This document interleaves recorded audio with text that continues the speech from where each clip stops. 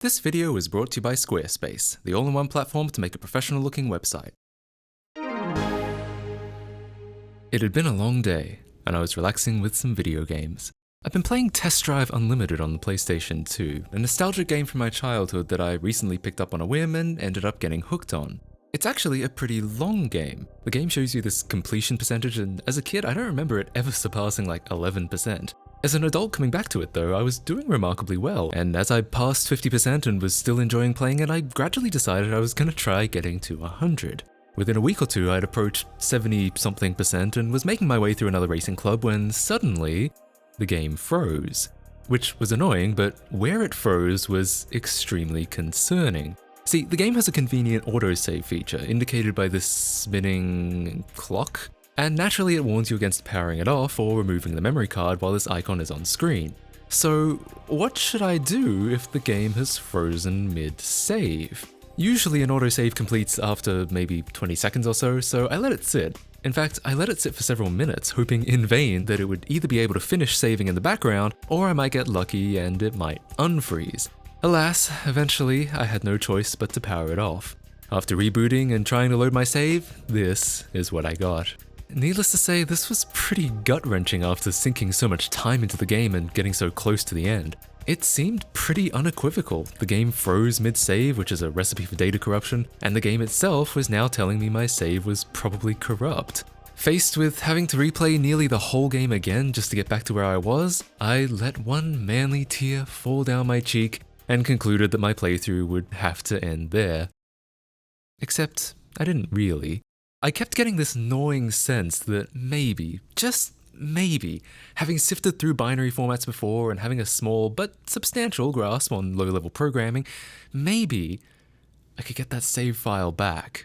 I decided I was gonna give it a shot.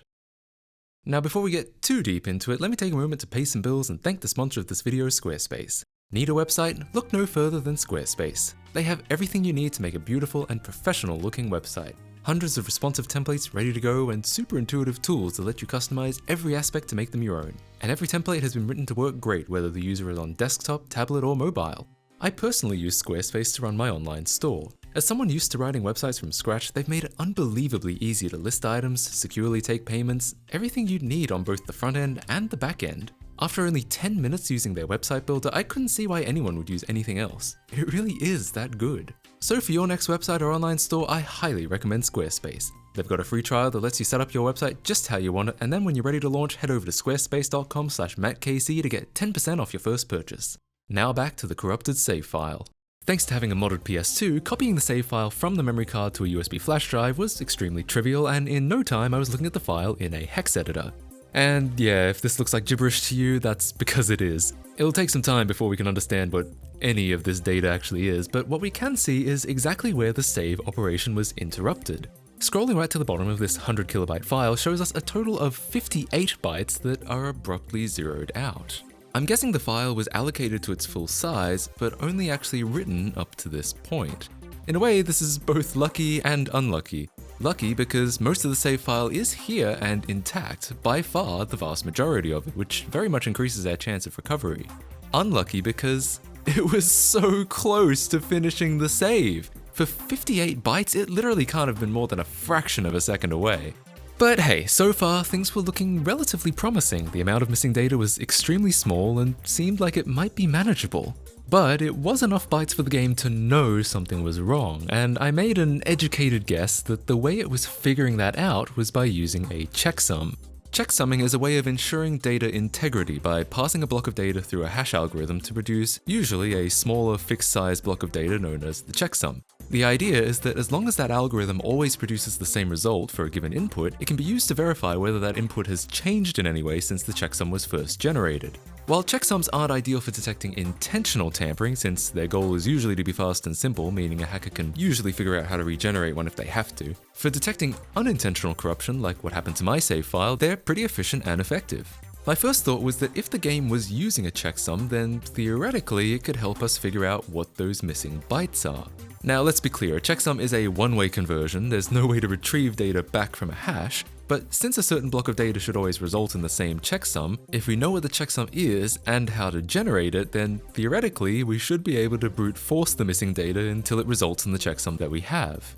Now some of you might be skeptical of this plan, and I'll spoil it, you have good reason to be, but since it's a part of the story, let's just put that aside for now. The most sensible place to put a checksum would be at the start of the file, but it was hard to be sure just looking at it. Most of it is just meaningless bytes except for the single solitary word, fish. Presumably that's the identifier for this file format, a format which naturally appears to be completely proprietary. So learning anything about this format would take some investigation and reverse engineering. I switched over to the emulator PCSX2 because in general emulators are much easier to reverse engineer with than the real hardware. And the first thing I did was make a brand new save file. Now, this too won't tell us a lot because it'll be hard to compare a brand new save to one that's over halfway complete. So what I did next was make a second save file with the smallest possible change that I could make. I switched the measurements from imperial to metric. My goal was to flush out where the checksum might be if it's there. In theory, one small setting like this should result in one small change in the file. But since a checksum should respond to any change in the file no matter how small, doing this should expose it if it's there. Sure enough, there was not one, not two, but 4 different changes throughout the file. The first was 4 bytes at the very beginning. This is definitely looking like a checksum. It's in the place that would make the most sense, and 4-byte checksums are actually pretty common, such as the fairly ubiquitous CRC32 algorithm. But there were also 10 bytes a little later on that had changed, and a whopping 32 bytes that had changed somewhere towards the end, as well as 1 byte somewhere in the middle, which is presumably the metric setting, i.e. the only actual thing we changed. So what are all these other changed values? I'm not really sure. I guessed that at least one of them could be a timer recording how much of a life the player doesn't have, how much time they've spent playing the game, but I very much started to focus in on those 4 bytes at the beginning being what I was looking for. It just didn't make sense for the checksum to be 10 bytes long or even 32. There were 32-byte or 256-bit hashes at the time, but it just didn't feel likely that the game would use them, so I decided to concentrate on those 4 bytes. I tried running the data through a few standard CRC32 algorithms, but it quickly became clear that I was going to have to reverse engineer how this checksum was actually calculated. This is once again where emulators really come in clutch. Using PCSX2's debugging tools, I soon found the MIPS code that generated the checksum. And yes, somehow this still seemed preferable to replaying the game from scratch. After about an hour, I'd re-implemented the checksum algorithm in C and was kind of proud of myself, to be honest, considering this was the first time I'd ever read MIPS assembly. It just goes to show you really can do anything if you set your mind to it and really want your fucking save file back. During this process, I also thought it'd be interesting to compare the brand new save I'd made with a 100% completed one from the internet. Sure, it seems a little redundant to be rescuing a 70% completed save when I could just download a 100% one, but it's just not the same if it's someone else's achievement, you know? But by comparing a brand new save to a 100% one, I noticed the last 16 bytes didn't change at all. Well, if they don't change between a new save and a finished save, that strongly suggests it'll be the same in my save too. Assuming that's true, I can transplant those bytes and then we go from missing 58 bytes to 42. Hey, it's definitely an improvement. With this, I reworked my C code to try brute forcing those bytes. But it was here that I realized my plan wouldn't actually work due to 2 severe problems. The first was that Test Drive Unlimited's checksumming algorithm was, I'm gonna say, flawed. In both the MIPS assembly and my C reimplementation, you can see that while the code reads every byte, 4 bytes at a time in fact, it essentially discards the upper 3 bytes every time, which, because the PS2 is little endian, means essentially only every 4th byte actually ends up being part of the checksum. Literally, I can change any of these bytes, and the checksum is exactly the same. This seems like a really bad idea, to the extent that I'm not confident the developers actually knew that this was the case. The aforementioned CRC32 algorithm, which had been around for decades before Test Drive Unlimited was released, doesn't discard any bytes, and I can't see any compelling reason to do it here. It's not like this is any faster, and it goes against one of the cardinal rules of checksums that any change, no matter how small, should result in a different value. So yeah, at best, brute forcing with the checksum will actually only get us 11 of those 42 bytes. But that's not even the fatal flaw. Even if the checksum worked correctly, brute forcing would still effectively be impossible. You know how you're supposed to have a really long password these days to make it hard for hackers to brute force? Well, this is exactly why. Let's focus just on those 11 bytes for now. My algorithm, and keep in mind I didn't put a lot of time into optimizing it, could generate 5,290 checksums per second. It sounds like quite a few until you look at the amount of combinations that 11 bytes can make.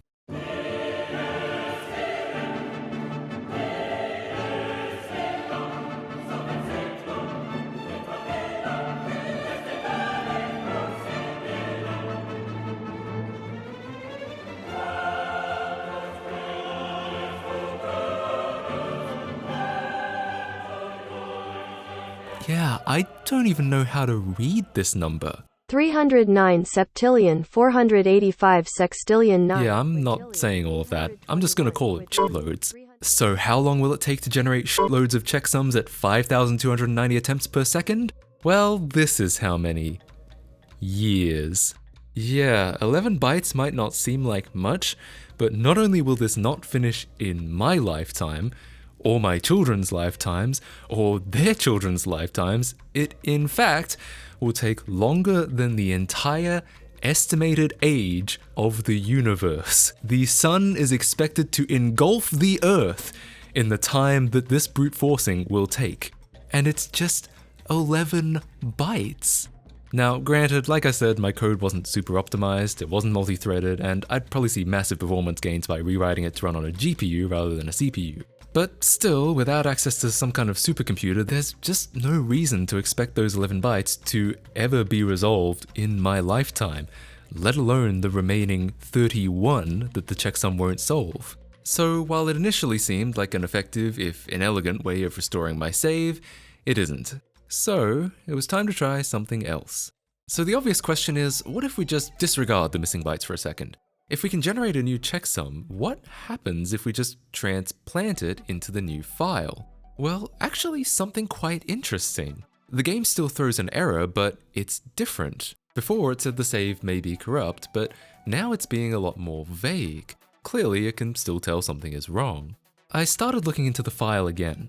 I was intrigued by those 32 bytes towards the end. The other ones that completely changed after all I did was switch from imperial to metric. I started to wonder what they could mean, especially because that entire 32-byte block takes up a majority of the bytes that are missing.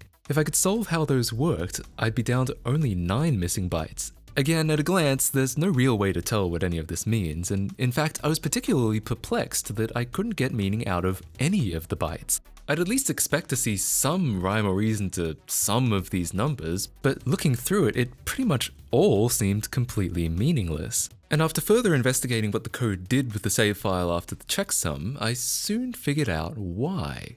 This save file is encrypted. The developers have specifically tried to prevent someone like me doing something like this, using a hex editor and trying to figure out how this save file works. At first I thought this was kind of overkill until I remembered this game has an online mode.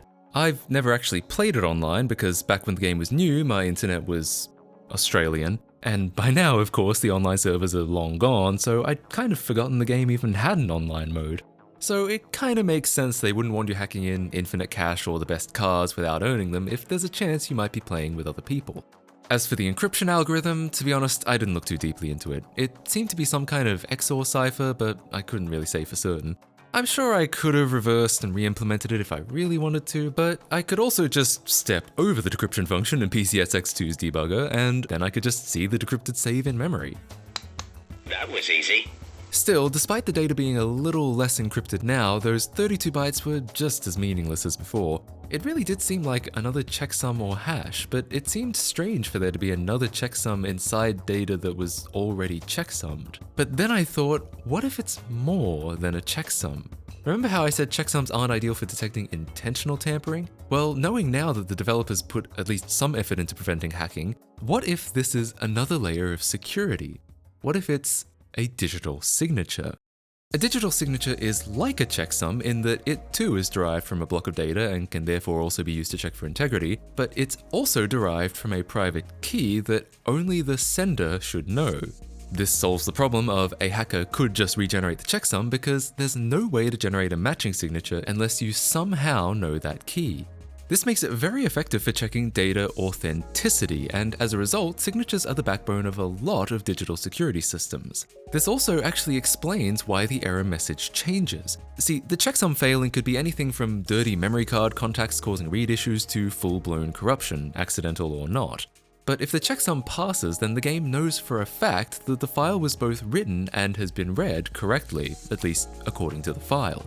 At that point, if the signature fails on top of that, the only real explanation is that someone has tampered with it, at which point it's standard security practice to be as vague as possible with your errors. After all, you don't want to give hackers any potential clues for what to circumvent next. And indeed, a signature would be extremely difficult to circumvent. Unless, of course, you're on an emulator. They really do make it easy to cheat. In theory, the private signing key is somewhere in the game code, possibly further obfuscated to make it even harder to find.